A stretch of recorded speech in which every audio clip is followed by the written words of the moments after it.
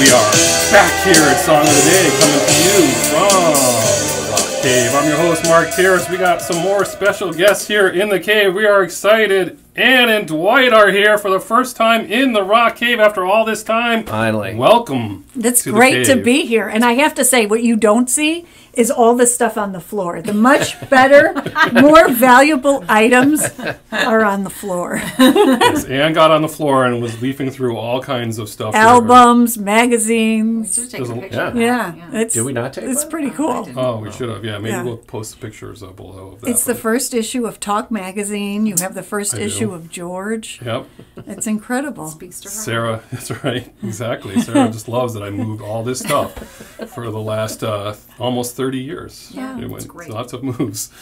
But no, it's awesome to have you guys here because you've done plenty of episodes with us. We're usually in the Adirondacks. As a matter of fact, 100% of the time in the Adirondacks. But now you're here in the cave finally, and Love it. It's great. It's great. Welcome. Thank you. We were trying to figure out what to do, and we didn't know what we were going to do. We didn't even really talk about it because that's how we roll. And then, Ann, you reminded me that the anniversary for the Breakfast Club was this week. March 24th, which is my son's birthday. See? Ironically. Ironically. enough. Happy birthday, Yeah. So yeah. March 24th, and does it say 1985 in the movie? That's It's the actual, March 24th, 1985 was the That's Saturday that they spent 9 hours in detention. That's right, 9 hours in detention. And talk about an iconic movie for all of us, right? I saw it in the theater. For sure. I have no idea when. I'm just being honest. I have no idea when I saw You're it. a little bit younger Probably than us, not. so you probably Yeah. saw it on VHS, which is VHS. fine. It's respectable because Right. you were brought up to speed. We were in so- high school when Yes, this we were movie in came high school, out. yes. so, I was a yeah, junior. for sure. I was a junior. In 1985, I would have been a sophomore. Yeah. All right. I think I was in 8th grade or something. Yes, Fun fact, they filmed the cafeteria scenes about 15 minutes from where I grew up in Maine North High School, which is actually now closed. It's in Des Plaines, Illinois, and it's about 15 minutes away. It's the cafeteria and the scenes that they used for Ferris Bueller. So John that's a good Hughes one, yeah. did it for the Breakfast Club, and then he did it for Ferris Bueller. And then the high school itself is in Glenbrook. It's Glenbrook North, Nice. so also not too far from me. All his movies were there, right? Yeah, Is he from pretty there? much. Yeah. Yeah, he's from the Midwest, and a lot of his movies are seen in northern Chicago land area. And of course, John Hughes, we all quote John Hughes movies to this day. I Right. mean, if you're of a certain age, you've for seen all sure. these movies and you still talk about all those Right. quotes And you from all identify. those. You identify as Right. these characters. Yeah. For sure. And this was supposed to be his debut as a director, but Mm-hmm. he did 16 Candles first. He did cast people throughout many of the movies, and we decided it would be fun to just pick up some fun facts about the movie and share them with people. Right. Yeah. Right. That So, nobody knew. what do you got for me? I got Fun the facts. first one. So for Claire, which was Molly Ringwald's character in the movie, Robin Wright, Jodie Foster, and Laura Dern all read for that. Huh. What do you think? How do we think that would have panned out? Panned. Robin Wright? I think it would have I panned. think Robin Wright would be the I like only Robin one that Wright, marginally could have done it. But Yeah. definitely not Jodie Foster. Well, didn't John Candy try out for one of Anthony Michael Hall's role? Right. That's hard to picture, too. John Candy tried out for that. That's possible. That's Yeah, right. I think I did. Okay. I heard you say All it. right. You said it. I'm quoting I you. say that? Yeah. I don't know. Well, But I'm trying to Now picture it's a Jodie fact. Foster doing that, with Yeah, the that would sushi be- scene. And, Tell me about the sushi, Claire. I gotta be honest. When I saw that movie, I did not know what sushi was, but I just believed Bender when he said it was disgusting, and I was Sure. like, whatever, Sure. because it was a seaweed, right? Is Sure. what he was saying. Like I was Yeah, like, yeah. whatever that is, it's absolutely gross. But Right. it's not. It turned out Well, to be. and the age of these characters in the movie, I think that only two characters were actual teenagers when they Right. filmed it. Judd Molly- Nelson was older. Yeah, and- Judd Molly- Nelson was 26 and Molly Ringwald was 16. So that's Yeah. a little creepy, let's call Right, that, there's a right? I little- mean, which we already know that when you watch these movies Something. now, they don't quite hold up to our Correct. memories. Right. But yeah, that wouldn't happen today. No. Right. It was a little 26 and suspension 16 of, when that was the But that's important in a movie. yeah. That's right. Right. Yeah, that's true. Well, that scene that they did where all of them were sitting together in the library and talking about their backstories and how it was that they came to be in detention, that actually was not in the script. So John Hughes let them all come in and ad-lib that entire scene, which is pretty incredible, and tell the stories of their characters. Which is such an iconic scene of the movie. Came out so good. Well, that and when the other part when Ali Sheedy's character has the dandruff, and it's actually Parmesan cheese that they use to showcase. Brilliant. Which we Dandruff, learned in yeah.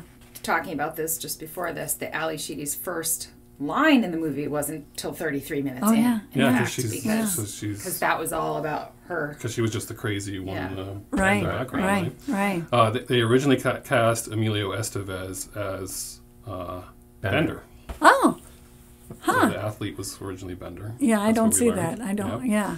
There were a couple people that had tried out for the role of Bender. John Cusack. John and Cusack. Nicolas Nick Cage. Cage. Nicolas Yeah. Cage, yeah, which I would have liked to have seen Nicolas Cage. I There's a think he part could of have me done it. He that, could have although pulled I loved how they did Did it. we I decide could if have- Raising Arizona was before or after that? We didn't look it up. We should have. We can look it up Yeah. after this. Right. Put Right. it in the notes. Right. Yes. And then fun cameo, John Hughes did like an Alfred Hitchcock moment. He has a cameo at the end of the movie. He is Anthony Michael Hall's father. I wanna look who for that picks now. him up at the end. And in the beginning, it's Anthony Michael Hall's actual mother and baby sister that drop him Drop off him for off. I detention. want to see. I How want fun to. is I want to that? pull Yeah. those up to look at them now that we've learned that. So Yeah. Yeah, so I mean, we learned a lot about it in Yeah. a short period of time reading about this, Yeah. right? And it was all over my feed as far as anniversaries go. And as far as some of the songs are concerned, we all know the main song that you hear from there, but it's worth mentioning "We Are Not Alone" by Carla DeVito, which is the song they're playing in the library when Right. Anthony Michael Hall puts it on, and they all do the dance, thing Uh-huh. on there, whatever. That's a great song, and I don't know who she is. I don't know if she's famous, but that song is awesome. And Wang Chung, when they're running through the hallways, Fire in the Twilight, when they do the famous Right, skidding across right. the way. Yeah. That's easy Love it. to not pay attention to either of those songs because of what's happening in the movie. But those are great songs, right? And they gotta get lost though, because there's one song that is just huge. massively bigger than almost any song in the 80s. Right. came For, on for a soundtrack, for sure. just as we Yeah. were sitting up there. Mm-hmm. Like, random. Sarah's Right. listening. Yes. Sarah is listening. We've got to say one more thing. The joke that's always Oh, right. bothered me is the joke that Judd yeah. Nelson tells when he's crawling in the ceiling. Right. And he starts his joke and he says a naked blonde walks into a bar with a poodle under one arm and a 2-foot salami under the other. And the bartender says, "You look like you need a drink." And then he falls through the ceiling tile and you never hear the end. Right. And for years and years and years, because before the internet, I was like, what's the end of that joke? Right. And it turns out There is no. it's not a real joke. It's It not a was real just joke. something that he said, and there's no joke. So someone's gonna have to write that joke, I guess. But as far as song of the day, of course, we're gonna do "Don't You Forget About Me." We'll talk about that for a minute. Simple Minds, not the first band to be considered for that. Billy Idol Yeah. turned it down. Corey Hart had just done Sunglasses at Night. He turned it down. Brian Ferry, who was in the band. Wait, you're throwing us a curveball? I'm starting. I was like, Brian what does Ferry. it If you mean? know it, put it in the comments below. Oh shoot! I'm gonna thinking get of it. that Yeah. other Brian Yeah. Ferry song. Anyway, that doesn't matter. Wasn't he in? Didn't he have a Straight to song Left. in 9.5 Weeks? I think he did. He did, yeah. That's a whole Was nother Slave to Love episode. just his or the That's band? 9.5 Weeks is a That's whole nother Him, episode. Brian Ferry. I What think is he was it? in. He was, I'm All not right. gonna. That'll be in the anyway. notes also. Yeah. Yeah. All right. So before we close out, how else can we close? We said, how can we close out this episode? And of course, it has to be with the ending of this movie, right? So we're going to try to do it justice. Absolutely. Right. We're going to give it a shot. Dear Mr. Vernon, we accept the fact that we had to sacrifice a whole Saturday in detention for whatever it was that we did wrong. But we think you're crazy to make us write this essay telling you who we think we are. You see us as you want to see us, in the simplest terms, in the most convenient definitions. But what we found out is that each one of us is a brain And an athlete. And a basket case. A princess. and a criminal. Does that answer your question? Sincerely yours, The Breakfast Club.